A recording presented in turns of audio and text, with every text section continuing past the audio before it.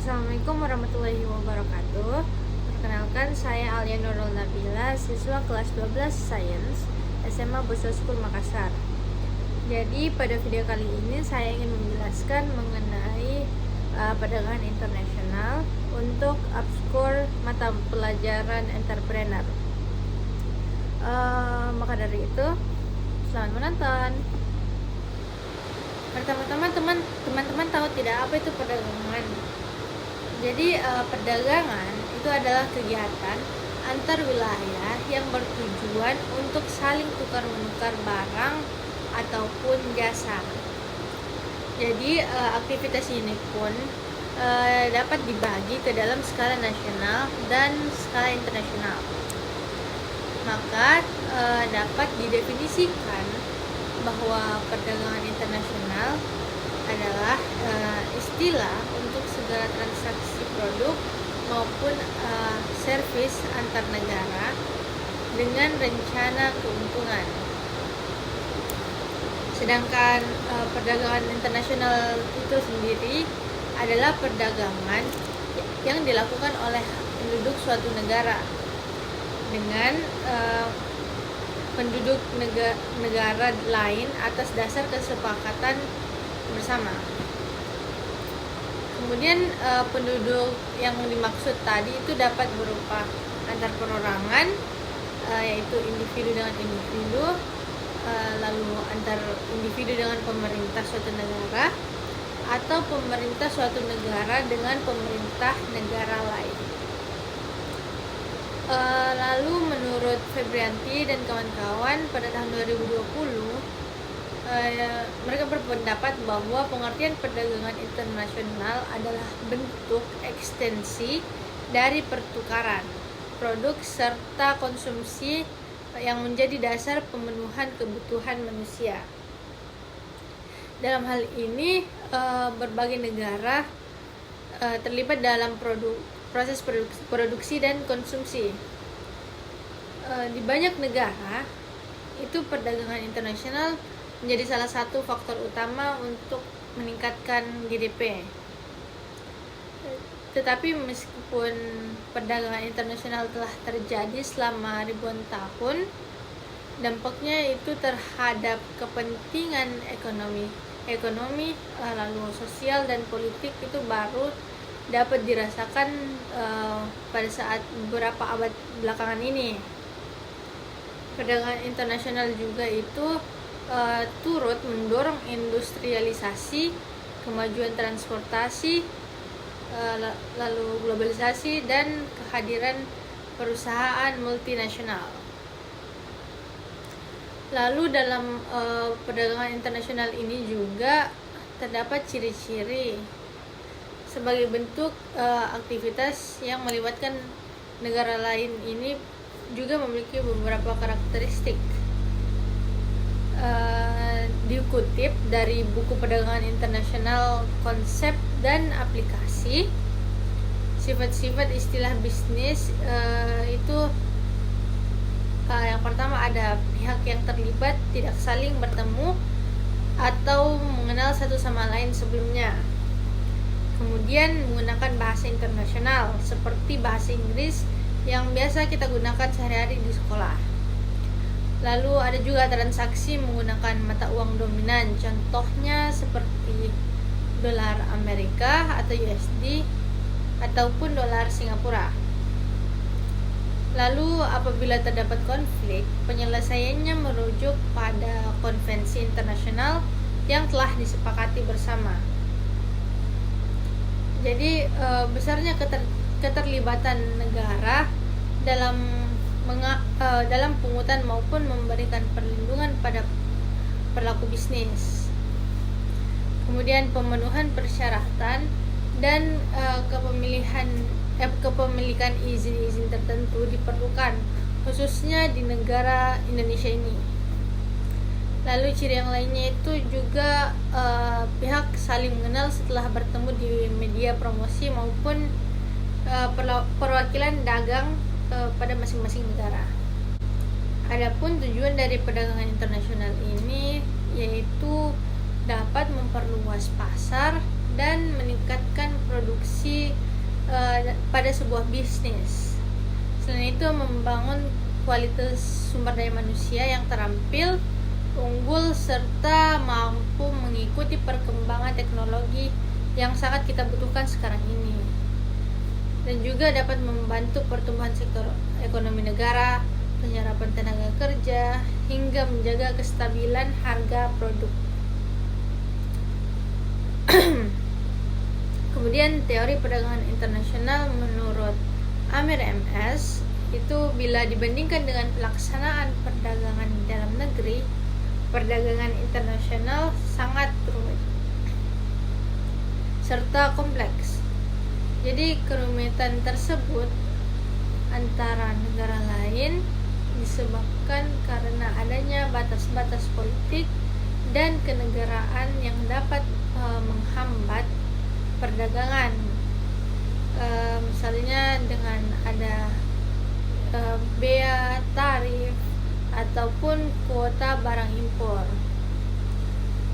Selain itu, kesulitan lain itu timbul karena ada perbedaan budaya, bahasa, terus mata uang, taksiran, dan timbangan serta hukum dalam perdagangan. Selain itu, ada juga teori perdagangan internasional menurut model Adam Smith. Jadi model Adam Smith ini memfokuskan pada keuntungan yang mutlak, keuntungan mutlak yang menyatakan bahwa seluruh negara akan memperoleh keuntungan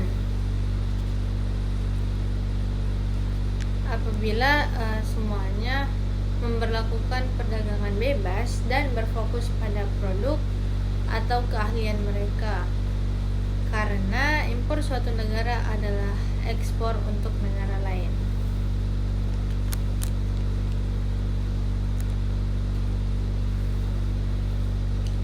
Jadi menurut Adam, apabila suatu negara mampu memproduksi barang dengan biaya yang lebih rendah dibanding dengan negara yang lain, hal ini merupakan keuntungan yang mutlak bagi negara tersebut. Menurut teori ini, jika harga barang sama jenis, menurut teori ini, jika barang dengan jenis sama tidak memiliki perbedaan di berbagai negara, maka tidak ada alasan untuk melakukan perdagangan internasional. Selain itu, ada juga teori perdagangan internasional menurut model Ricardian David Ricardo. Ia menjelaskan mengapa negara yang bahkan mampu memproduksi seluruh produk dengan efisien tetap harus terlibat dalam perdagangan internasional.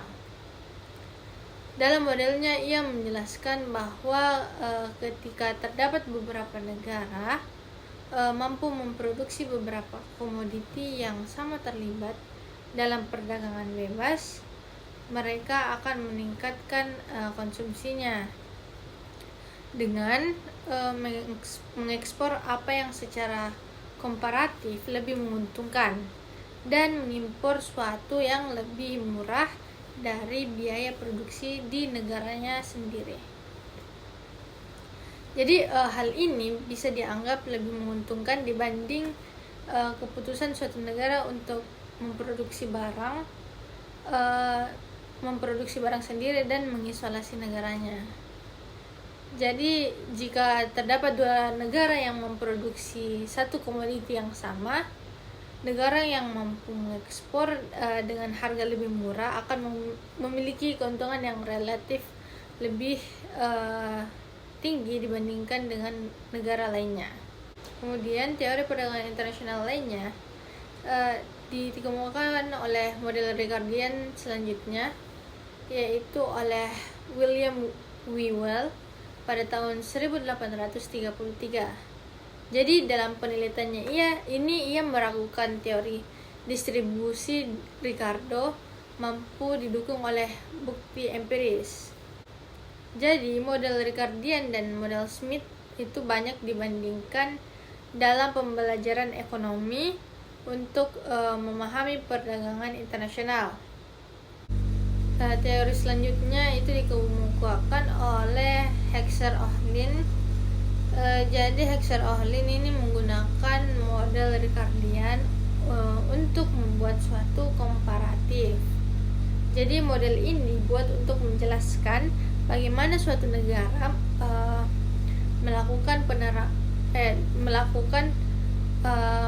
menerapkan perdagangan internasional.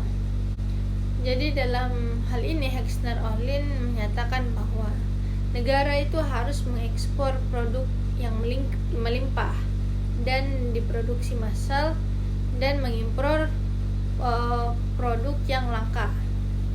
Jadi model ini cukup berani dalam menjelaskan fungsi perdagangan internasional dapat dilihat dari sisi produksi. Kemudian Lauk pada tahun 1992 menyatakan bahwa model ini gagal diterapkan apabila negara yang bersangkutan bergantung pada produksi massal tersebut. Di sini masalahnya masalah empiris yang model HO yang ditunjukkan oleh Wesley Leontief menunjukkan bahwa terdapat negara yang tidak dapat dimodelkan dengan teori ini, seperti Amerika Serikat yang cenderung lebih mengekspor barang padat karya dibanding barang padat modal. Jadi hal ini disebut sebagai paradoks Leontief. Faktor spesifik, kemudian faktor lainnya itu faktor spesifik. Jadi faktor ini merupakan model yang dibuat oleh Jacob Wiener dan merupakan sebuah variasi dari model Ricardian. Rumus matematisnya disusun oleh Ronald Jones pada tahun 1971 dan Michael Musa 1974. Jadi model ini menggunakan satu faktor yang diasumsikan spesifik. Jadi dalam hal ini faktor yang diasumsikan tidak dapat berpindah antara industri satu dan yang lain untuk merespon perubahan pasar. Kemudian pada model ini diasumsikan bahwa suatu sistem perekonomian terdapat dua faktor produksi, yaitu faktor spesifik dan faktor berpindah. Jadi faktor spesifik dapat berupa tanah dan kapital, sementara faktor berpindah dapat berupa tenaga kerja. Jadi model ini dipakai untuk mendemonstrasikan efek yang ditunjukkan oleh perdagangan apabila terdapat satu faktor spesifik. Kemudian teori mensugestikan jika ada peningkatan ekspor sebuah barang, pemilik dari faktor produksi spesifik ke barang tersebut akan lebih diuntungkan dengan diterapkannya perdagangan bebas. Jadi sebagai tambahan, pemilik dari faktor produksi spesifik berlawanan seperti buruh dan modal itu cenderung memiliki agenda bertolak belakang ketika melobi untuk pengendalian atas imigrasi buruh. Jadi hubungan sebaliknya, kedua pemilik keuntungan bagi pemodal dan buruh dalam kenyataan membentuk sebuah peningkatan dalam pemenuhan modal. Jadi modal ini ideal untuk industri tertentu. Model ini cocok untuk memahami distribusi pendapatan tetapi tidak untuk menentukan pola perdagangan. Kemudian ada model gravitasi. Jadi model gravitasi perdagangan ini merupakan model yang dihasilkan oleh Jan Tinbergen pada tahun 1962. Jadi beliau menjelaskan bagaimana perdagangan bilateral dapat diperkirakan dengan menetapkan persamaan gravitasi yang terinspirasi dari hukum gravitasi Isaac Newton. Selanjutnya, model gravitasi pada bentuk dasarnya itu memperkirakan hubungan perdagangan berdasarkan besar negara dapat dilihat dari pendapatan domestik bruto dan biaya perdagangan antar kedua negara. Jadi model ini menggunakan hukum gravitasi Newton sebagai tempat berpikir dengan bobot benda disebandingkan dengan pendapatan domestik bruto dan jarak dengan biaya perdagangan. Jadi faktor biaya pendapatan dapat dipengaruhi oleh berbagai hal seperti tingkatan pendapatan, hubungan diplomatik, dan kebijakan perdagangan. Jadi model ini telah terbukti menjadi kuat secara empiris oleh analisis ekonometri. Selanjutnya yaitu pembahasan mengenai faktor penghambat dari perdagangan internasional. Jadi faktor penghambat perdagangan internasional itu yang pertama ada konflik dalam negara. Yaitu adanya konflik dalam negara seperti peperangan, kudeta hingga kerusuhan itu dapat menjadi hambatan perdagangan internasional, yang dimana konflik tersebut sangat berisiko sehingga keamanan menjadi tidak terjamin. Jadi hal ini yang menjadi penyebab bagi negara lain untuk menunda proses transaksi perdagangan internasional. Selain itu faktor lainnya juga ada SDM yang rendah. SDM yang tidak memadai itu sangat diperlukan untuk mengolah kekayaan alam. Jadi apabila negara tidak memiliki kualitas manusia yang cukup, bisa berakibat pada produksi yang dihasilkan.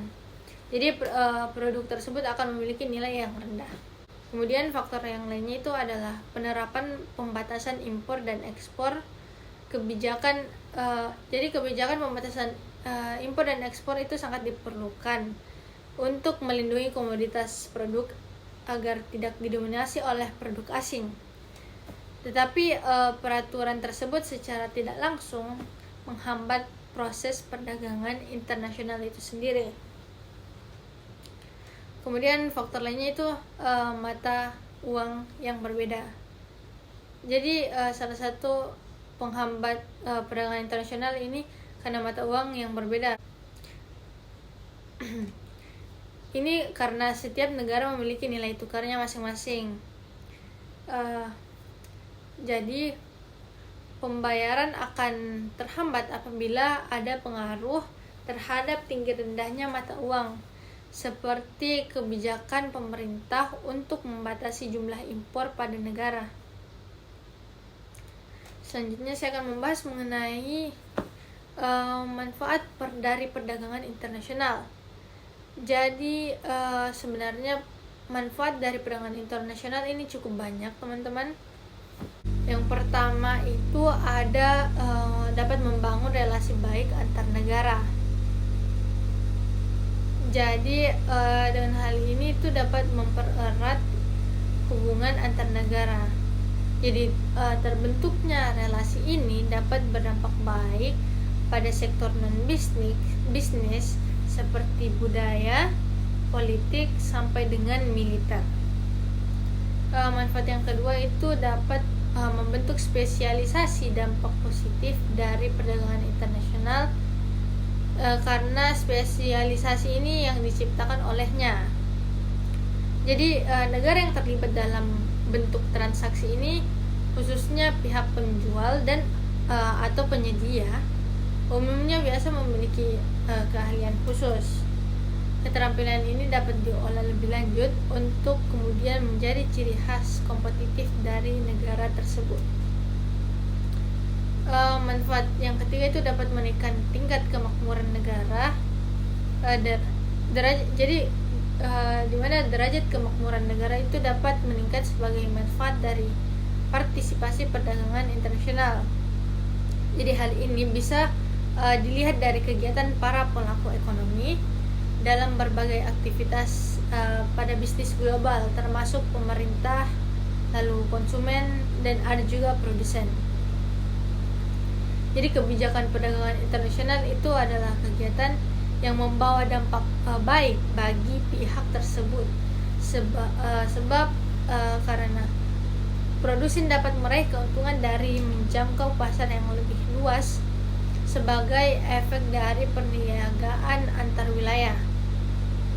Jadi pemerintah juga bisa memiliki relasi baik dengan negara lain dan mendapatkan devisa.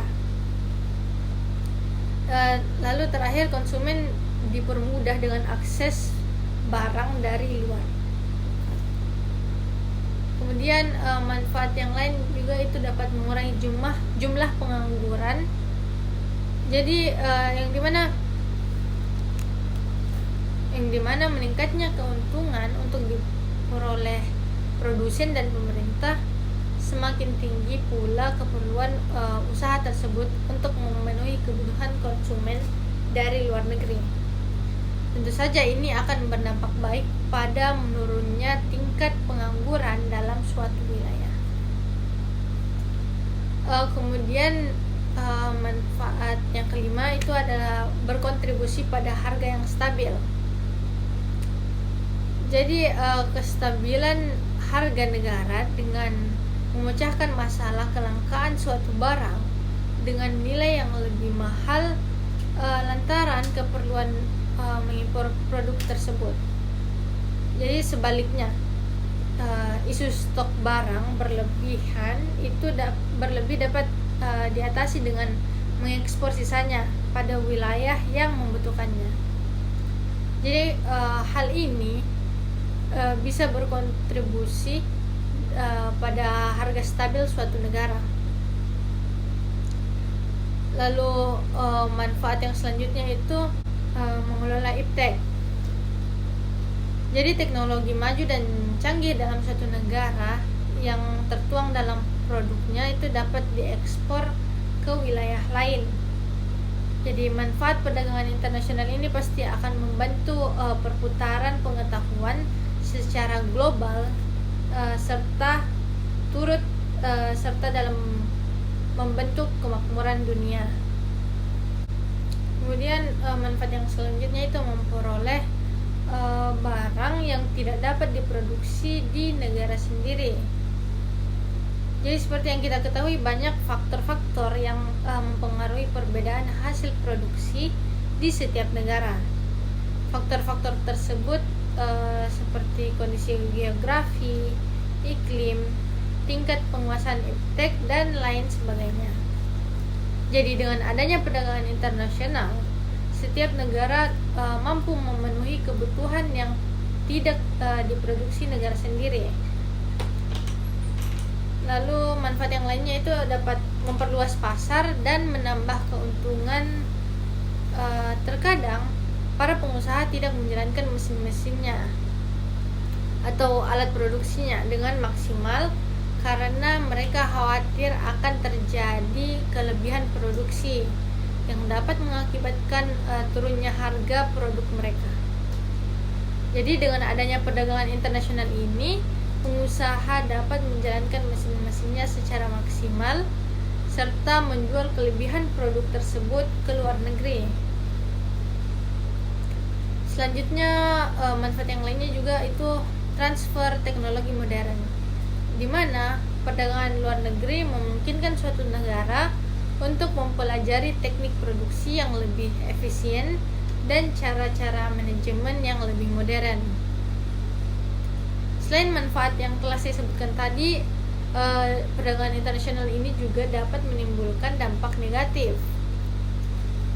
Jadi seperti ketergantungan dengan negara produsen, proses transaksi itu akan antar negara yang dibutuhkan untuk menunjang produk atau barang tidak bisa dihasilkan oleh negara itu sendiri. Bisa jadi disebabkan oleh kekurangan bahan baku, modal, maupun teknologi. Jadi hal ini membuat negara yang mengimpor bisa menjadi ketergantungan dengan negara produsen. Selain itu tingkat persaingan juga tinggi. Jadi dengan adanya aktivitas ekonomi dalam skala internasional, pelaku usaha dengan negeri kini memiliki persaingan dari produsen luar. Jadi hal ini juga berdampak pada tingkat persaingan menjadi begitu tinggi, sehingga masyarakat menjadi konsumtif Eh, kegiatan impor secara berlebihan akan membuat pertumbuhan industri dalam negeri menjadi terhambat. Jadi akibatnya perilaku masyarakat berubah menjadi konsumtif, sehingga hal ini tentu akan berdampak pada kemampuan finansial penduduk itu sendiri. Kemudian ada juga contoh